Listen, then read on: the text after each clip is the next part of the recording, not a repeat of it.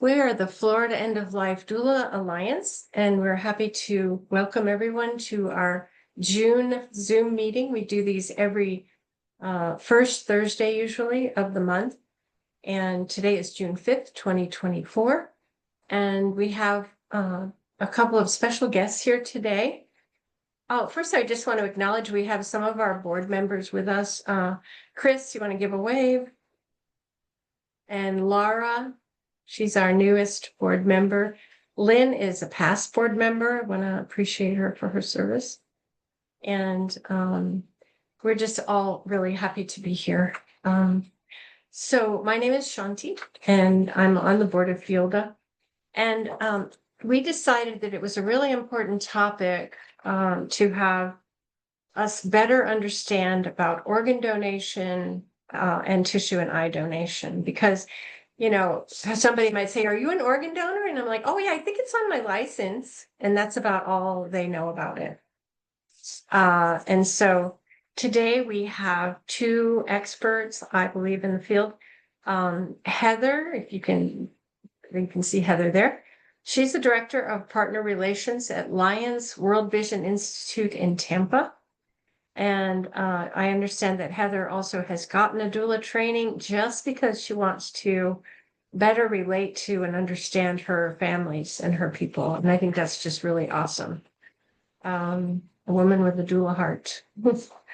And then we have CORY HEBER. Is that how you pronounce your name? The French? Okay. Yes, it is. And, huh? Yes, it is. Good enough? Good enough. And CORY is the Hospital Services Coordinator of LifeQuest Organ Recovery Service, and that is a Donate Life organization, and he's here in Gainesville, Florida. That's where I am. And so we're going to just let Heather start out. You guys know your business and what you're doing and how to talk about it. So we are going to save some time at the end for questions and answers, and we're going to try to keep it within the hour. But please, Heather, just tell us what you do. And no, I appreciate you having us today. Thank you, Shanti, for inviting us for this conversation. Again, my name is Heather Hensley. My company is based out of Tampa, but I'm actually over on the East Coast near Cocoa Beach. So that's where I reside and work mostly. We're throughout the whole state. We are a ocular and tissue recovery organization, which would be cornea, and then tissue. I'm referencing bones, muscle tissue, dermis, things like that. And then I just wanted to turn it over. CORY and I have worked together, gosh, CORY, 12 years, 13 years maybe, as counterparts at different organizations, and we keep running the same circle. So I'm happy to have them here tonight, and I'll turn it over to CORY. Yeah, so my name's CORY HEBER. As mentioned earlier, I work for LifeQuest Organ Recovery Services. We are based out of the Gainesville area, but we have offices in Jacksonville, Pensacola, and Tallahassee. We service the northern part of Florida. We facilitate all living organ donation. Like Heather said, been in the industry for quite a little while, and we've just run in similar circles. And yeah, I like to say that as well. I really appreciate you all having us here to speak on organ, tissue, and eye donation. Hey, would it be okay to share my screen? Is that all right if I have permission to do so? absolutely. Okay. That's great. So let me get this started here. Bear with me. Can everyone see the beginning of the presentation? And we can hear me okay? All right, great. So I just wanted to first say thank you again for allowing us to come and chat with you. I don't know if you could see the bottom part with everyone's faces, if that's kind of blocking out half the presentation or not. No, it's clear. Okay, I just wanted to make sure we were seeing not the same thing. So again, thank you. Tonight, we're going to basically cover Donation 101. I know most of the folks here on the phone aren't in a medical capacity with doula. We're here to support the client and the family to kind of help them with their final wishes and honor and respect them. So there's a bit there's dignity still, and they still have choices and still have control over their own end of life terms. So we just wanted to kind of go over what that meant for you as a doula and how you could represent that information and use it for yourself too with these conversations you might have with your friends and family. I know death is not a big conversation that a lot of us, well, maybe this group, but the majority of the population are not real big on having this conversation. So we wanted to go over what it means to be an organ, tissue, and eye donor. How do you become a donor? And then what would be the doula's role in that conversation? And CORY, jump in here at any time if you need to. So with organ, eye, and tissue donation, that is a process where we're recovering the tissues from someone who has passed away. And that could be brain death, because brain death is death. That is clinical death of the body. That would be an organ donor. And then when someone has cardiac death, they still have an opportunity to go on to have tissue and ocular donation too, if they so choose so. Statistically, it's quite impactful. 120,000 folks are waiting for organ transplants throughout the United States. That number fluctuates quite frequently, but there are probably over 5,000 now. I know these numbers are a bit old. CORY, you might have a better stat than I do, but 5,000 just Floridians here are waiting for the gift of organ donation. And that is something that they need to survive. This would be kidney transplants, lung transplants, heart transplants, liver. Every day, 22 people are passing away waiting for an organ. It is very, very important just to have that conversation, that choice. There are some countries in Europe that have an opt-in or an opt-out option where everyone is signed up to be an organ donor, and you would have to physically go sign paperwork to get out of that system. But here in the United States, it's voluntary. We go to the DMV because we feel like we're capturing adults who are, of sound mind, making a sound decision. And they ask at that time, would you like to be an organ, tissue, and eye donor? A lot of them say yes. So that is saying yes to giving the gift of life to someone someday. So normally when it comes to becoming a donor, most of the time people will pass away at the hospital. That's where the majority of the referrals come from, is a hospital-based death.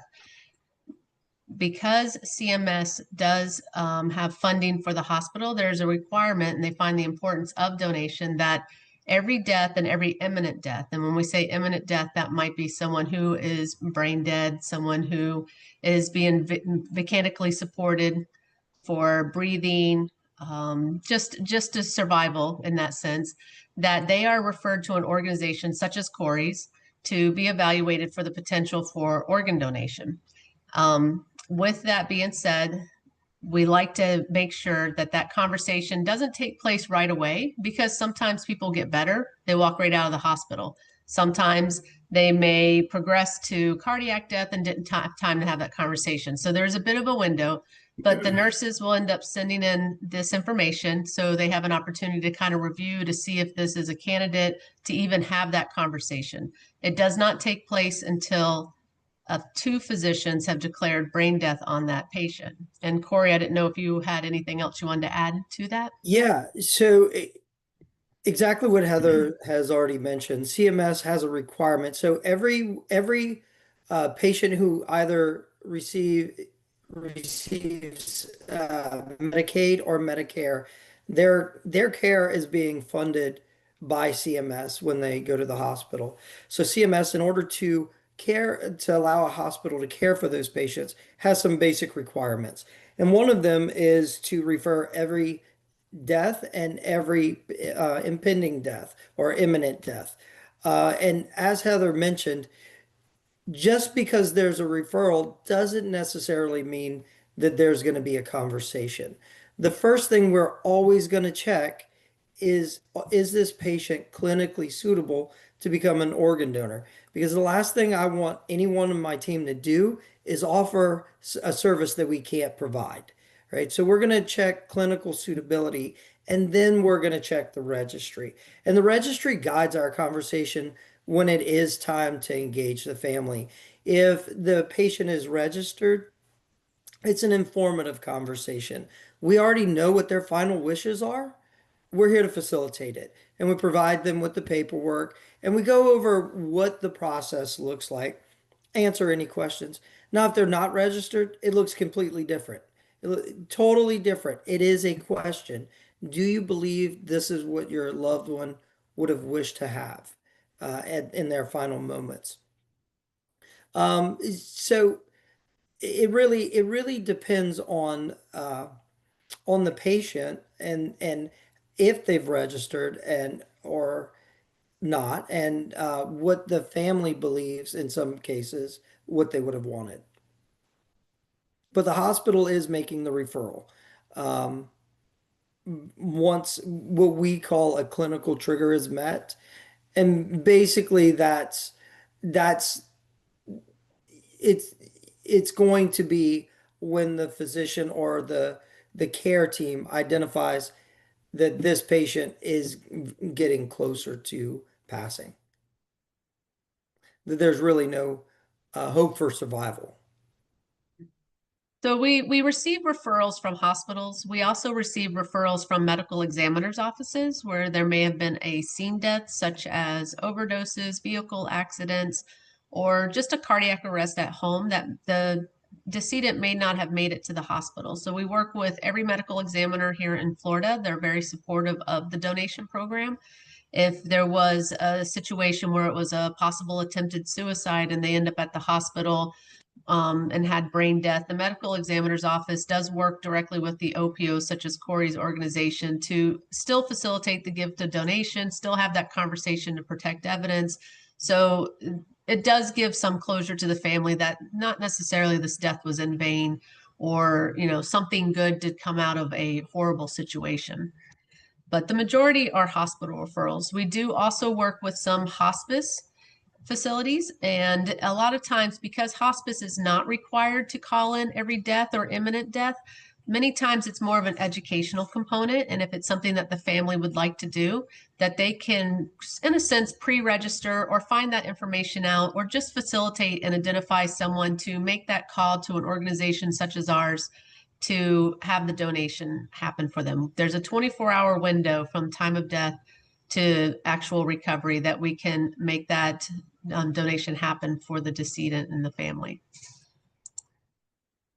The doula's role in donation would be to have this conversation. I know sometimes the 5 wishes document is utilized. This would be categorized under the 5th wish, or what you would like things known when you passed. That is a conversation that really, I always feel that it should take place way before the decision ever even has to be made. It could be something over dinner, just what are your wishes? What do you want? So that way you know what your loved one's intentions are, they know what yours are, and there aren't any questions. And this kind of conversation and dialogue is not happening in an ICU unit. So it's just not, it's already very stressful at that time. So your role would be to just have the resource and the links and contact information to be able to help with that dialogue. I also put down there some suggested language just to start that conversation. If you do have any clients that come on and you're beginning to start these end of life conversations that they would have, here's some verbiage that at least help you identify what their decision and their choices are. The organ donation, and we kind of touched on a little bit, and because this is CORY's expertise, I'm going to go ahead and let him speak a little bit more on there. But with an organ donor, there is an opportunity for 8 organs to be donated. CORY, if you wanted to.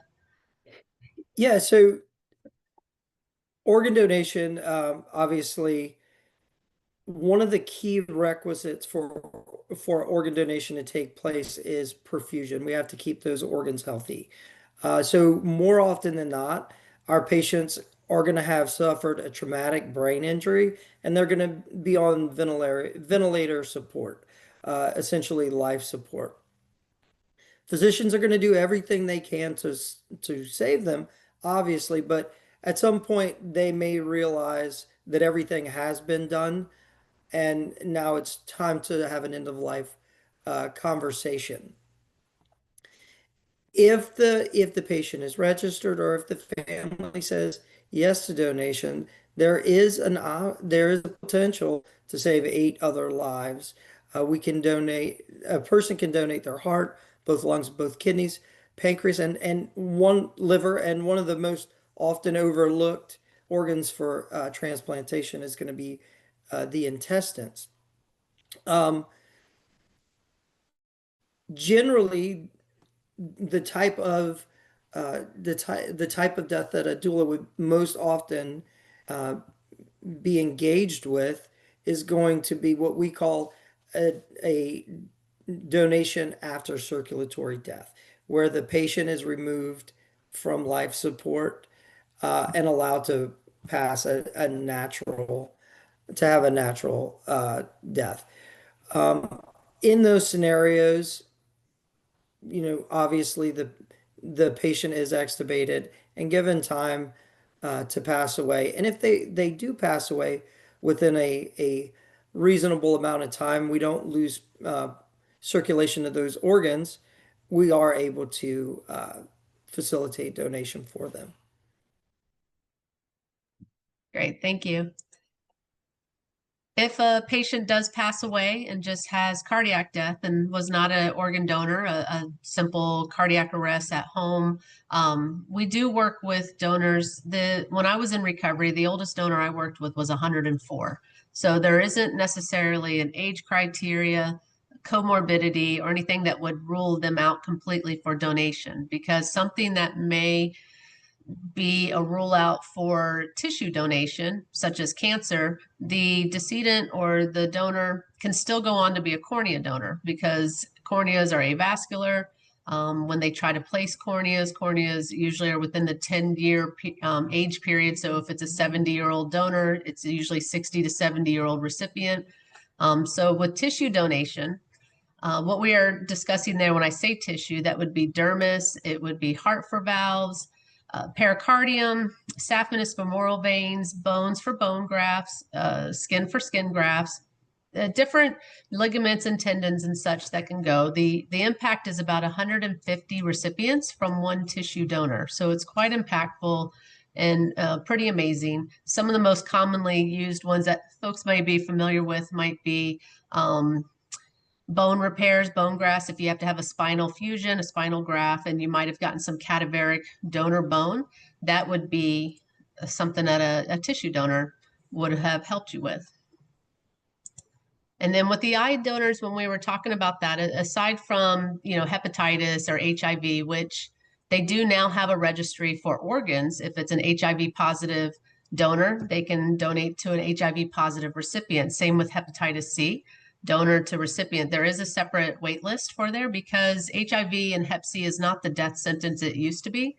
There's antivirals, there's many medications where you can go on and still have a long life. You can't do that without a heart. So they do have a separate registry now for HIV positive and Hep C positive donors. The tissue and eye, because we cannot treat the recipient, that is not something that we're able to do on our side. But if they were to have something, a prostate cancer, or breast cancer, a lot of these situations that you may find as a doula, there still is the potential for them to be a cornea donor. I wanted to add to it, the registry, when we talk about the DMV and driver's license or first person registry, any of those words that we're utilizing, we're talking about the Joshua Abbott Organ Tissue Donor Registry here in Florida. It allows for you to go to the DMV, make your wishes known. You can actually go on the website the DMV will have the link, or it is registerme.gov is another one. Is it .gov or org? I'm sorry, I think it's org. And there's a Donate Life Florida website, but you can go on there and put in your driver's license number, and you can say yes to this, no to that. So if you're okay with organs, but not corneas, you can make your wishes known on that registry. It can be yes to everything. You just pick and choose what you feel right with, what you've talked to your family and made that decision. But in regards to that, if you aren't able to make your own decision, there is a hierarchy of who can make decisions for you. This is a little bit different than the funeral services. I know state of Florida has a certain set of hierarchy and decision making, and who the next of kin can make decisions within the funeral home realm. Same with the hospitals, but when it comes to organ and tissue donation, this is the hierarchy we have on decision makers if you aren't able to make that decision yourself. I do see the chat box going. I can't see it. So I don't know if there's any real-time questions, but I definitely will build in some time at the end if there is something of that nature needed. I did add some links here if you're interested more about the law and registry and what that may mean to you. If you wanted to start having this conversation with your clients, here are a few links that might be able to help you.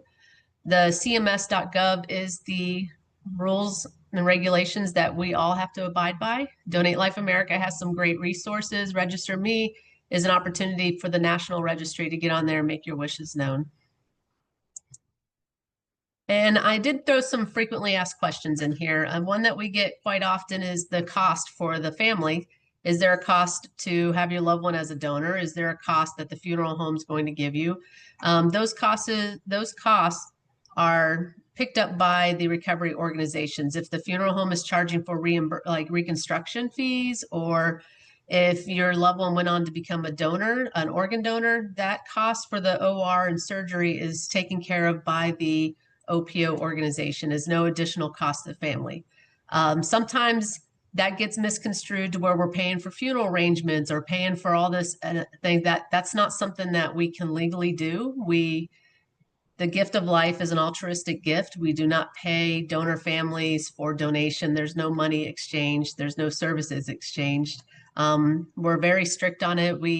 Even if there is a case going on and they've been at the hospital for 2 or 3 days, we don't even bring food to the hospital to give to the nurses, just because we don't want it to be construed that we're doing any exchange for organs or services. This is an altruistic gift that we do honor and take seriously.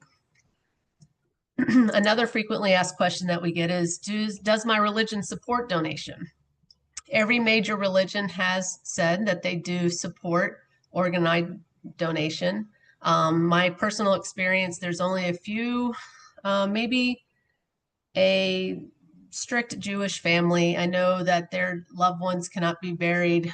Even there's an autopsy, they want the sponges or any kind of towels that might have been used during that time put back to the body. So that was really my only experience of a religious aspect to donation, where there might have been, they did not want to, but otherwise all major religions do support donation and see it as an act of charity and goodwill. And then just a final reflection. I know Corey and I kind of built in a little extra time because this is a different conversation. This isn't one that most people have. We wanted to have plenty of time for frequently asked questions. But as a doula, this is a great way to bridge this conversation. Many times families are afraid to have this conversation with their loved one. This is where you could step in and have that conversation. And the more you know, the more you're able to answer some of these questions. So I wanted to see if there was any questions. I appreciate everyone's time and having this conversation. I also did put up my phone number to my organization. So there are many, many organizations throughout Florida. And I know there's lots of folks that are going to be watching this throughout the state of Florida too. We may not be the organization in your area, but I can at least point you in the right direction if you did have a client that had some additional questions that they might have had on this conversation. So I wanted to put that number up there just in case. Any questions or concerns, please feel free to reach out and get those answered. And I'll send this PowerPoint to you if you wanted to send it out later too, if anyone needs this contact info. So here is Corey and I's contact info. And I wanted to, that's the LinkedIn pictures. I wanted to go ahead and open it up now for any questions. Great. Did you want to say anything, Corey? Oh, I was going to say, I see there are a couple questions in the chat. All right. Yeah. Would you like to read actually, no. Philip, you had a couple of questions. Let's let you just speak, and then also George can go after that. Can you hear me? I'm not sure if my audio is working. Yes. We can hear you. Okay. Like I said in the chat, I was a transplant coordinator back in the 80s and 90s, and I'm mostly just curious about the changes that have happened since 30 years ago. I've been out of it for 30 years. How are tissue donors reconstructed these days? Does your organization do that? Yes. So tissue donation reconstruction, are you talking about the conflict that was back in the 80s and 90s about PVC? Is that where you're going with it, or? We were still writing the rules for Okay, reconstruction yes. back then. We went from broomsticks to PVC pipe to No, where I had actually designed an articulating joint for knees and elbows. But I that's was kind just of what they wondering, have now. They do okay, have companies that create wooden inserts that are adjustable to the patient's height. So it's not too long, too short. PVC is not utilized because it's not something that can go to a crematory. It's not something that usually they would want someone to be buried with. So it's wood. And then they do have like a potato they make a bone insert essentially out of it. It's like pressed powder that almost looks like a bone, but they do that for reconstruction and then it's stitched closed. But the incision is usually from the hip to the ankle bone and the reconstructed at that point. Hopefully that answers your question. A lot of stuff has grown. I know I've been in it for not quite back where you were, but a lot has advanced since then. So it's pretty good. I know can you, I yeah, can I sneak in my last two questions yeah, real absolutely. quick? I won't dominate the conversation. Back in the 90s, we had like between the time the heart came out from cross clamp until it was put into the recipient, we had 4 hours. The same for lungs. I think livers were like 6 hours. Has that changed? That time period lengthened since then? It has, and it's variable depending on a couple of things.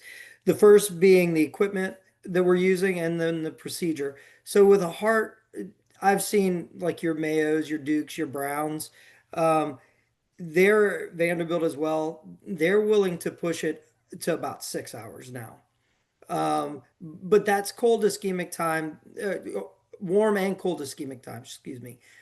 So in the body during the recovery and then transportation too. Now that varies again depending on if we're using so there are two different methods that we can use. There's a mechanical regional mechanical thermal regional perfusion, right? So we basically put it on a pump.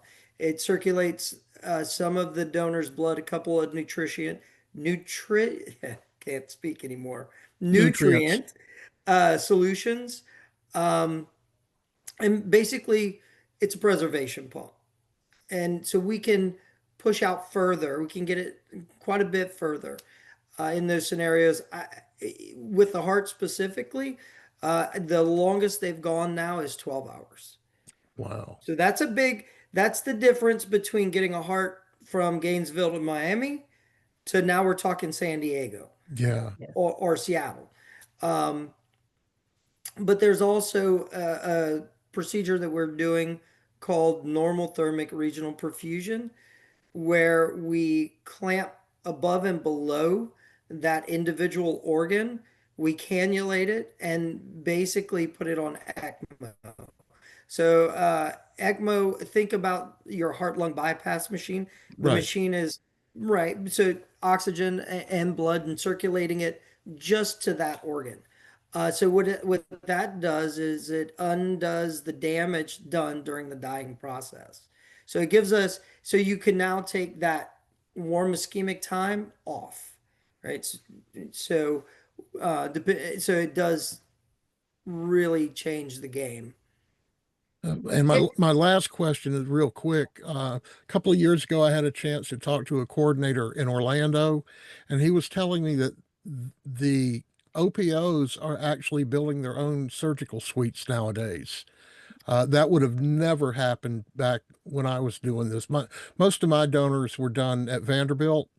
And when I heard that, I was like, oh man, I can't imagine the ethical arguments that could come up about that.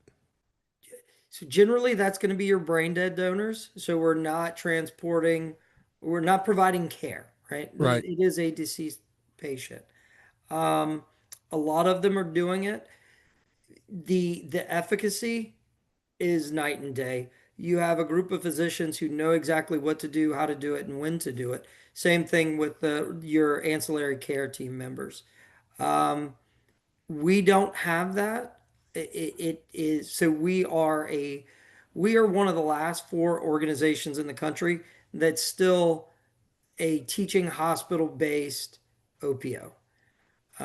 Most of the others have moved away from that model, but it works for us because we're also part. So Shands has a transplant center where it just full disclosure, we are part of Shands.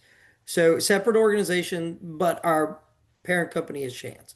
But they have a transplant center. So what that does is not all obviously the organs go where they're supposed to be going based on UNOS's decision, not Right. ours.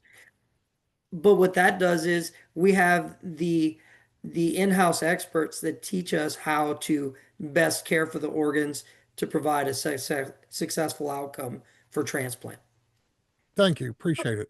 Yep. Yeah, Philip, also the care center that the Orlando person you spoke to was talking about, they actually build out a few of those ORs inside the hospital. So it's just a separate They're section kind of of like a unit. dedicated ORs. Okay. Okay. And what helps with that is it's the fact that the family is not in an ICU trying to grieve and process and make these decisions and have these conversations. They are now in a quiet place where they have a little more time to spend with their loved one without the hustle and bustle of an ICU. And it's opening up an ICU bed on that critical care unit that would be taken up with someone waiting on placement and testing. So they wanted, it's a twofold. It is easier on the families to not be caught in an ICU for days while waiting for the process that it takes for donation. That makes sense. Yeah, so the other question that was on here too was about donating whole body. Whole body donation is a little different than us. We are donating, ours is for transplantation. There is a whole body donation programs to where if someone passed away and had a particular disease, or some of the organizations offer free cremation for families that may not have the finances to pay for a funeral by doing a whole body donation. Those usually go to where they're training the surgeons how to do these transplants. They're training the surgeons how to do some of the hand repairs, leg repairs. That would be a whole body donor group that we work collaboratively sometimes, but we don't work with them at all in the sense of if they're going to be a donor for transplantation, they most likely couldn't be a whole body donor. Maybe for corneas, but if it comes to the skin and dermis, that would rule them out. Hopefully, George, I answered your question. If you had any follow up with it, please feel free to jump in. Yeah, basically, two questions. We used to live in Pennsylvania, and donating your whole body was very, very simple. You signed a form, they took care of everything. As Florida seems to be a lot more restrictive, and for example, if you wanted to donate for medical research but not for law enforcement or military, blow them up and see what happens kind of stuff. What does Florida feel about that? Well, Florida is trying to make sure people are having the decisions that they want. Some folks don't care. I don't care whatever is the best that you choose. That's fine. Some folks are wanting to be maybe medical schools only or only this. Those are just the wishes. There are 4 different organizations, or maybe more. The last time I checked, 4 different organizations in Florida that do whole body donation. And if that is something that is in your circle or you're wanting more information on, I would recommend that you find one that is AATB certified, because they have a certain amount, they're held to a certain standard and a certain protocols on outreaches for the family and communication. It's not a fly-by-night organization. They actually took the time to get certified by AATB, which is the American Association of Tissue Banks. That would be my only recommendation. If you have any workings or dealings with whole body donation. Great, thank you. No problem. I saw someone else's hand raised, but it went down. Lynn. And there it is. Hi, Lynn. Hi, I have a question about dying at home. So I would say that probably 95% of my doula clients would die at home. And also I get people asking me about home funerals. And I know in the state of Florida, they can legally stay home for 24 hours. So are these things mutually exclusive? So if they wanted to die at home and or have a home funeral, can you go over a little bit more like what is still available as far as donation goes? So for cardiac death, for dying at home, that would be something that we would have to set up ahead of time to make sure, because some of our requirements, which are FDA driven and CMS driven, are that the decedent has to be refrigerated in a certain amount of time. Cannot be exposed, is the area that we're recovering in, our dogs and cats running around while we're trying to do a surgical procedure. So usually what would happen is if they were to pass at home and go to the funeral home, many of the funeral homes we work with directly and can do the recovery at their location. And then once we're finished, they will go on to either the cremation or embalming for the funeral arrangements. Passing at home and having a funeral at home adds a lot of caveats that most likely won't go through for us just due to our regulations that we have. Plus, sending a technician out to a random person's home, it's not something our technicians do, and there's a safety issue, and they just don't know. You're just going to somebody's home and kind of blindly on it. So the best case scenario in those circumstances would be lots of pre-planning and lots of conversations with the recovery organization ahead of time. Okay. Yeah. Okay. And when it comes to dying at home, could you repeat? I think you already mentioned this. What can be used if someone does die at home? If they were at home and we do have a decent medical history and maybe communication with their doctor, because we do have to draw some blood to test for any communicable diseases, that there's a lot of factors. I'm trying to think of how to summarize this. I'm so sorry. Okay. The best way would be just to give us a call ahead of time. We know that maybe through medical records and those conversations that this would be a person who could be a candidate for most likely cornea donation. And when they pass away, you give us a call, because we would have to get that recovery done within under 12 hours. So if that means we are working with the funeral home that the family chose, then we would need to set that conversation up with the funeral home, make sure they have a space that's adequate, that we're able to build out our sterility, our sterile area to be able to do that recovery. So just lots of conversations. I left a phone number. Depending on where you're at in the state, I can at least give you the phone number. That was my next question. Yeah. Okay. That way I can at least point you in the right direction, or if it's us, that would be something we kind of do a little pre-registry. And then as soon as they were to pass, you went ahead and gave us a call and notified us of the circumstances. Okay. Where are you located? I'm in Clearwater near Tampa. So we're in Ybor. So you would be calling the number I have listed, or just call my phone and we can talk later if you have a particular certain situation. Okay. Thanks so much. Yeah, no problem. I think there was another hand raised. Is it Laura? Okay. So you answered a little bit of my question in regards to dying at home. Would you share how much time someone would have if they wish to donate? From my understanding, tissues are the easiest, correct? Tissue donation, if Tissue someone and eye donation, yes. and eye. So you did just say 12 hours for cornea. What about other tissue donations? We're all under the same standards. So it's a little nuanced, but it has to be from time of death. They need to be in refrigeration within 12 hours. If 12 it was time of death and then they were transported and they were in refrigeration and then came out, it would be 15 hours cumulative. But really, it's that 12-hour window. It's best if someone was pre-registered. We already had all the information we needed, all their medical information. If you gave the family time to grieve, and if they were to leave the bedside maybe an hour and a half, 2 hours later, that would be a good time to call us so we could activate the ERT to come out to do the recovery. Okay, perfect. Thank you very much. So 12 hours to refrigeration, and then how long you would go in immediately? Yeah, 15 after 24 hours, we're no longer able to do a recover. 24 hours from the time of death. Okay. So the only way you would be able to donate organs is if you were on a ventilator In a life support, hospital. and you go Yeah. directly into the procedure. Yeah. Yeah. Yep. Which some of our clients might, but generally they might not.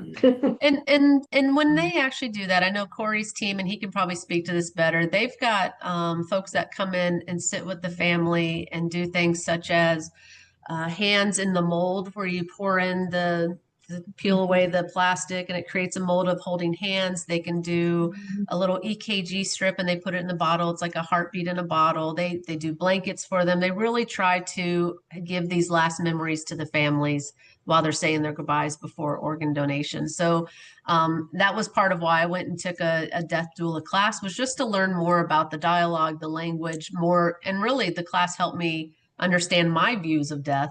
But they really sit with the families at the hospital during organ donation during that time. When it comes to cardiac death and tissue and ocular donation, by then the family has already received the grave prognosis. Their loved one has passed. They may have gone home to try to get some rest. We have a little bit more leeway. We have that 24-hour window. So we'll reach out to the family by phone call usually and talk to them with about an hour or two after their loved one passed away to see if they were open to donation. So question, the people who do these helpful things that you're talking about, are those volunteers or are they staff or? Staff. They're staff. Staff. So, Yeah, so they doulas stay- could really have a place in that system, I would think. It would be each organization. I can't speak for it. I don't work for the OPO, but it definitely aligns with the same, type of outreach and the same kind of things of trying to bring some of that healing to the family. So we have 3 roles that outside of my own that are on site during any organ donation case. Obviously, you have your organ procurement coordinator. They're handling primarily the clinical aspects of the case as it runs, but they also engage the family quite a bit. We have what's known as a donation advocate, who on the front end they're the person or group of people that are going to engage the family and have the conversation about organ donation. They're going to, what were your loved one's wishes? Is this something you believe that they would have been interested in? Or again, they may provide them with the information because their loved one was already registered. But then we also have family advocates, and they do engage the family quite a bit more, not as much during the case, but quite a bit after. They provide a lot of grief resources, work really hard to customize them because a father who loses a son is not going to have the same needs as a son who loses a father, right? So work really hard to engage them appropriately. But it is a coordinated effort to support the family. There's always gonna be someone on site 24 hours. I've done the hand making, the mold. I've done prints. Recently, I did 2 thumbprints that overlapped, kind of like this, in the shape of a heart, and the family had it. I had it digitized. The family had shirts made of it. Last night, we provided an honor walk for a gentleman who was in the military for 25 years. Provided an American flag. We actually got not cadets, but the ROTC. Honor guard. Right. Well, we couldn't get the honor guard because so one thing I've learned is you get one military service, right? And this is probably good information for everyone to have. So if they want the color or the honor guard to be at their honor walk, absolutely we'll make that happen. But then they don't get the benefit of the graveside honor guard. So there's only going to be one. So what we did in this scenario is we engaged the folks at UF who are in the ROTC program. So and they came out. They came out, two of them wore their uniform. Um, it was nice. It was nice. So we do as much as we can. We even go so far at times as to, so when we're in the operating room, we're always going to read a tribute so that everyone in the operating room learns something about the patient who's about to give the gift of life. We want to know them on little, a little deeper of a level. Um, I mean, we'll play whatever music that was their favorite music. I actually had a rerun of an old baseball game playing in the operating room not so many months ago because the gentleman who passed loved baseball, and this one game of the World Series, and I forget the year, was the highlight of baseball to him. So we, played the whole game during the procedure. I have a counterpart who played a bass fishing podcast because one person just loved to bass fish. I know it sounds counterintuitive, but we're going to give them the best death in that environment possible.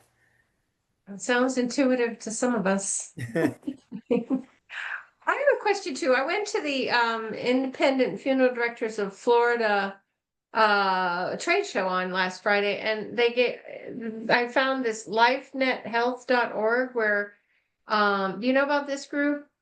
Yes, They're- we work okay. collaboratively with them. That's a Uh-huh. program that they're offering for, it's donating brains if you have a TBI, or they have an autism program, they've got a dementia program. So if there was something that someone was real passionate about and they were to pass away and want to make their wishes known, to go on to donate their brain for, this one's for CTE. So yes. Yeah. That's really, really cool. And then Dawn had a question. What is OPO? I put it on there. It's Organ Procurement Organization. Right. Whichever Yes. organization it is. Yeah. Yes, that it's just what they are. Yeah. Yeah. So And there are going to be different organizations, organ procurement organizations set up throughout the state of Florida and in every state. So basically, the federal government says based on your population density, this is your service area. So I know there were some really gory stories about some of these these full body donation companies. And I don't know if you want to say or not, but I mean, I've heard of Science Care. I've never dealt with them, and I would only want to know if you know of any that are reputable that you would that's where I'd go back to. If you get the company, if you could look up to see if they are certified by AATB. My organization has to be anybody who works with donation in the sense of tissue, such as a whole body donation, has to be AATB certified. So there's a minimum standard. I would recommend working with a whole body donation group that is AATB certified. I can't really give names, Yeah, but sure, I know. I would definitely make sure that they're of the highest standard. Right. Because people may not realize that if they want to do that, it's going to be zero money for the family. And funeral arrangements are, even when you go more or less minimally, it's a lot. A cheap cremation is not cheap. It's still $1,200, and Yeah. a lot of I people. think we have some that are like 800, but still, even a green burial. You got the cemetery, and then you got the funeral home and the storage. I think they've changed the rules in Florida about temperature. I heard, so you have to go a little colder than previously. And I guess we can only keep a body at room temperature for 24 hours. So usually we have to go to a funeral home, but not necessarily. I've participated in one where we went straight from the house to the Prairie Creek Cemetery, and that was lovely. Oh yeah, it's beautiful there. I think that's a neat idea. I love that. Love what she did there. There's a question about the Alzheimer's brain donation. I don't, again, this is not something that my organization works with. It would probably have to be a Google search. I just know of the different programs because I'm in 8 different states, and I get to meet the other groups that are coming by and speaking to medical examiners and funeral homes. And I know there are a handful of programs, the autism, brain net, the Alzheimer's, and the traumatic brain injuries. Those are the three big ones that I see mostly. I just don't know their names. There's a couple groups out there. So I would just get on Google. I tried donating my mom's Alzheimer's brain, and it was a little awkward because we took her to get assessed, and it was immediately, oh yes, she has, you know, severe dementia. And then we had the scan, I guess, brain scan and all that. And then when she died, I called, and then it was UF. I called, and they were like, oh no, you know. But then I realized, well, that's kind of a big deal to have the staff on hand to get immediately to the crematory to do the procedure and all that. So I was a little confused about it. But The technician, so if that was something you want to do and you found the organization that actually does the recoveries for it, I don't know if UF has that program or not, but for instance, the LifeNet flyer that you held, they would work with you ahead of time and do a pre-registration. So when the time came, you would just make a phone call and their technician would set up the details. So that's great to know. Yeah, the technicians are on call 24/7. I know a few of them that work in that realm. Wow. Well, gosh, are there any other questions? This has been, wow, guys, this has been so informative and just so cool to bring it out and really talk about. No, we appreciate the great questions. I'm going to send you the presentation if you wanted to share it, or if you're sharing the video, I guess it will be on there too. You let me know what works best for you. Well, sure. I mean, if you want to send us the PowerPoint, anybody who wants to receive the PowerPoint itself can put your email in the chat if I don't already have it. Most of you I have, but Philip, do you get my emails? I haven't yet. In fact, I had not received the registration thing, and I double checked this morning. Apparently, you have to register every month. Oh boy. Oh, that's good to know. It's like, well, I know it's today, and so I went and I found you on Facebook again and registered again. Oh, great. Well, if you want to go ahead and pop your email into the chat, that'll be great, and I'll add you to my other list as well. So. Okay, Corey, would you mind if I contacted you away from this meeting? I don't want to take away from everybody else. I did have some other technical questions that I was just curious about. Sure. For changes that's happened over the last 30 years. Sure. And anyone who wants to put emails in the chat, that'd be great. And are there any last call for questions or comments? Yeah, with Heather or Corey, when we are sitting with the dying person or their family and they have time to contemplate, do you have a little cheat sheet PDF or something that we would be able to pass off that would help them consider being an organ donor? I do. It would. Oh, go ahead, Corey. I do. It's basically a very, very brief overview. Perfect. Almost what we would leave in the DMV. Sorry, Heather. No, that's okay. I was going to just expand on that. If you were to go to Donate Life America, there's a lot of resources you can print off of there also. That is a national group that all of our organizations, such as CORY and Minds, we all support and sponsor. So the message is staying consistent across the board, across the country. So there's a lot of great resources on Donate Life America too about this conversation. Thank you. I apologize. I have to jump off a little early to take my daughter to dance class. I'm so sorry. Thank you so much, Heather. Thank you and all. thank you, Corey. Thank you. I sent you the PowerPoint. Meeting's So. done. Thank you. If anyone wants to go, can go. And if you want to hang a little longer, some of us might be here. Thank you. Thank you, everyone. Bye-bye.